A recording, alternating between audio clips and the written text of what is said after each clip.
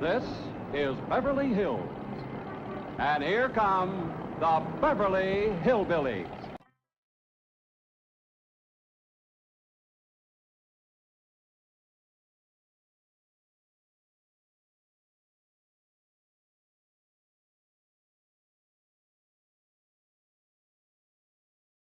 He could help you move. He's awful handy at lifting and toting, and he could drive you out in my truck. I'll tell you what, Pearl. I'm going to have to study on this. When that Brewster feller comes back, I'll ask him what he thinks. Well, your cousin is right about that, Mr. Clampett. Beverly Hills is a choice residential area, and lots of millionaires do settle there. Folks like me, huh? Well, millionaires. And movie stars, too. Oh, yes, yes. Is Tom Mix there? No, I'm afraid Mr. Mix is dead. Oh? Oh, yeah. What's the matter with me? Remember, Pearl, he got shot at the end of that picture. Well, there are plenty other movie stars, and that's where Jed wants to live. Ain't it, Jed? I do like the notion of living in the hills. Never could stand flat country. Mr. Clampett, I think it only fair. That is, well, I think you may have a wrong idea about Beverly Hills. Is that where you live? No, my home is in Tulsa. Well, say, maybe you could get us a place there in your neighborhood. Mr. Clampett, let's not beat around the bush. You will love Beverly Hills. Then that's it. Can you steer Jed onto a good place? No, I can get the bank out there to handle it for him. He'd like a nice big place with plenty of room for his kinfolk to visit him. I would like a nice, roomy place if I could afford it. Oh, Mr. Clampett, with your money, you can afford the Taj Mahal. Okay, I'll take it. Well, no, you see, I was just making a little joke. Oh, well, go right ahead. Well, you see, the Taj Mahal is in India.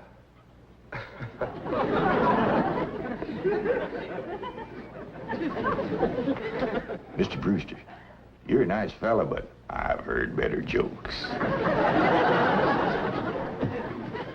Is the foreigner staying to supper? I'm ashamed to say I ain't asked him. How about it? Oh, I don't think so.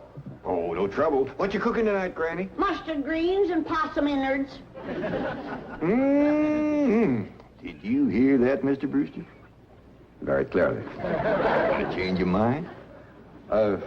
Not this time. Well, if you should happen to come back tomorrow, we'll be having leftovers. That's the thing about possum innards. They's just as good the second day.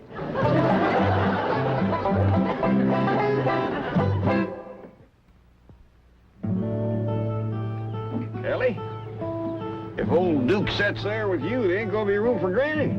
Oh, that's all right, Paul. Granny ain't gone. Who says she ain't? She says she ain't. That's right, Uncle Jed. She's just sitting on the back porch in her rocker, and she says that's as close to California as you're gonna get her. We'll see about that. Dang if I ain't got me the muliest women folk.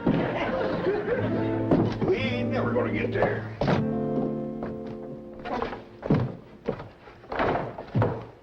Now, what's all this nonsense about you ain't going to California? Ain't no nonsense to it. If the good Lord had wanted me in California, he'd have put me in California.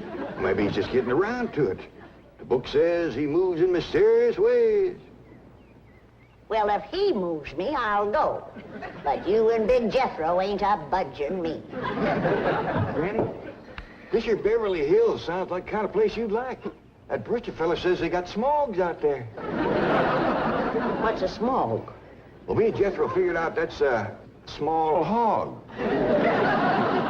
And you heard what Pearl said. They ain't got no snow on. Feller has bought us a house in them Beverly Hills. He sent our $25 million to look out there. Well, you just chase on out after it. I'm staying right here. And I ain't afeard neither. Granny, I ain't leaving you here alone. And I ain't a budging out of this rocker.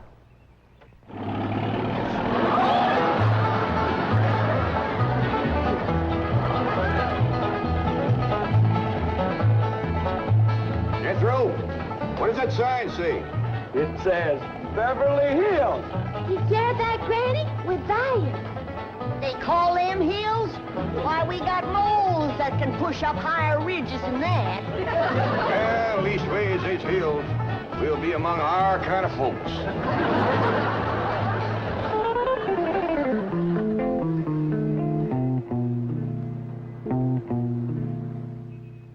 This deposit of $25 million to the account of J.D. Clampett, J.D.? as in Rockefeller, elevates us to third position in capital assets and assures our bank of... Come in. Oh, I'm sorry to interrupt, Mr. Drysdale. All right, Taylor. Well, are we all set to give the Clampetts a red carpet reception? Well, I'm afraid Mrs. Drysdale still isn't too happy, sir. Yes, I know. Oh, my wife is very upset that I got the estate next to ours for the Clampetts. Says I don't even know what kind of people they are. Do you? I know to the dollar what kind of people they are. They're my kind of people. Loaded. Taylor, have the gardeners got the grounds in order? Yes, sir. But I'm afraid that's another thing your wife is upset about. Oh? Well, you see, your gardeners have been working on their lawn all week. Why, they've mowed it, trimmed it, fed it, clipped it. I don't care if they lather it and shave it. This is the most beautiful mansion in Beverly Hills. I want every square inch of ground within those walls in apple pie... Yes? Oh, hello, Margaret. No, dear, I'm very What? Well, good heavens, did you call the police? I'll be right there. What happened? The Clampett estate is being invaded by a band of outlaws. Invaded? Yes, they're holding the gardeners at gunpoint.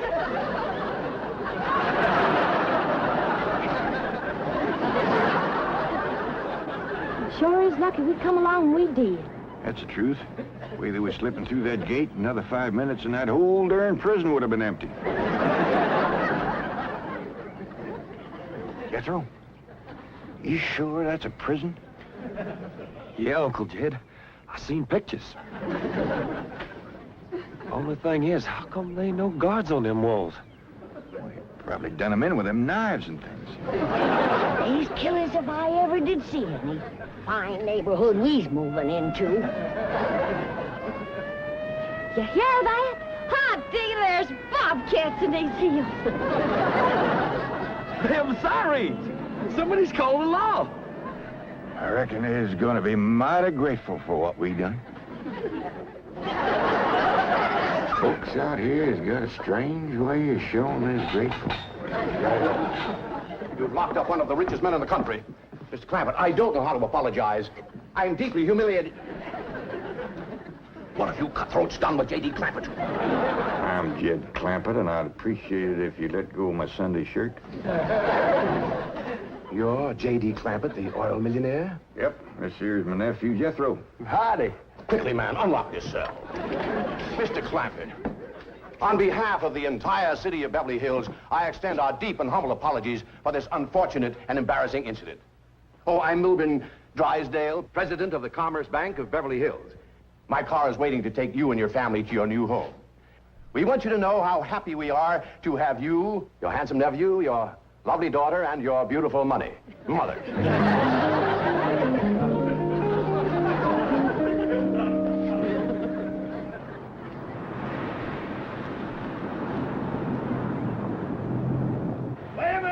Stop this car! Mr. Drysdale, you tricked us. You just took us out of jail so you could bring us back up here to prison. Head for the hills, everybody! No, wait! Come back! It's not a prison, it's your home! Now, wait! Mr. Clampett, listen to me! Wait! Come back! Granny!